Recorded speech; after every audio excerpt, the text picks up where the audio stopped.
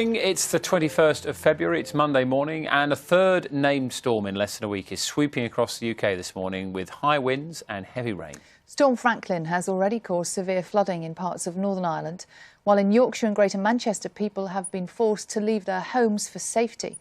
Will Batchelor has more. It came from the west. Storm Franklin battered the Irish coast. This is County Mayo in the Republic, before causing heavy rainfall across Northern Ireland. Counties Londonderry and Tyrone suffered the worst of the flooding, with the river in Omagh among those close to bursting its banks.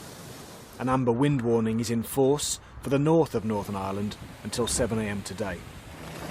Wales too was badly hit by flooding. This torrent in Powys is usually a small stream. Last night in nearby Llandinam, 7 people were rescued by boat after the River Severn burst its banks.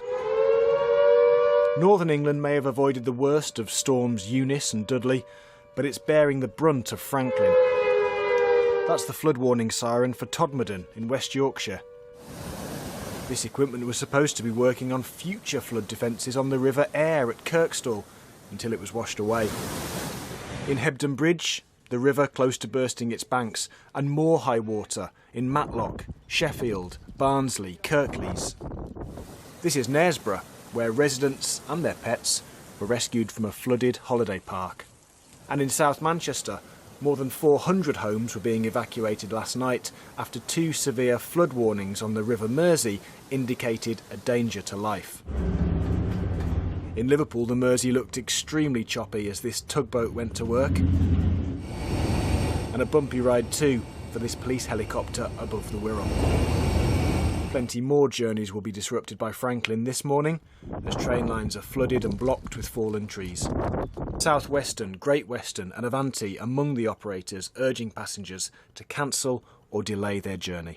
And this was the scene at Rotherham station last night. No trains there today, nor bus replacement services. And with warnings still in place this morning, the full extent of the damage is yet to be assessed. Will Batchelor, BBC News.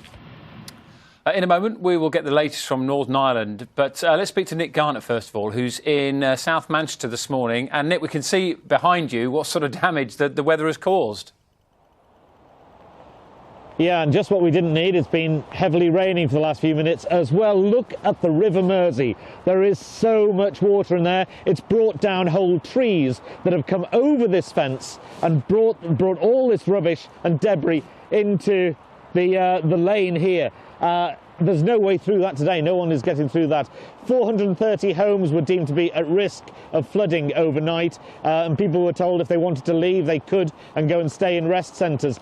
In the end, not many did, but the effects of it have only really been saved, and the flooding has been saved by them opening up huge floodgates further downstream from me, which have flooded a golf course and a woodland as well, to try and make sure that the flooding didn't affect the actual houses. The problem this morning, though, is on the roads and on the rails. The M60, the Manchester Circular Motorway, is closed around Barton Bridge after a lorry turned in the high winds. And there's also other problems on the rails as well. Rotherham station this morning looks like a Venetian canal. There is no way that you can actually see the train tracks. They've been covered completely by water. Elsewhere on the rail network, Northern Rail has caused a bit of concern. They say there is disruption between Sheffield and Manchester, from Scarborough and Hull, York and Sheffield, Bradford and Leeds, Chester and Manchester, and Carlisle and Newcastle. That's an awful lot of their network that's affected. They're advising people not to travel unless it's absolutely essential.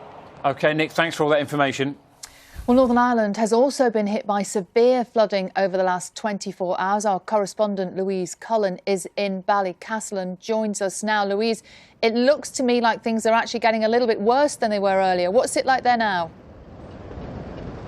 We've just actually had this discussion. It felt like the wind had eased a little bit earlier, but it's certainly picked up now. And there is still a yellow wind warning in place right through to midday. The strong winds overnight have brought down trees and caused power cuts. But that number of houses without electricity has actually more than halved since the peak of the storm during the night.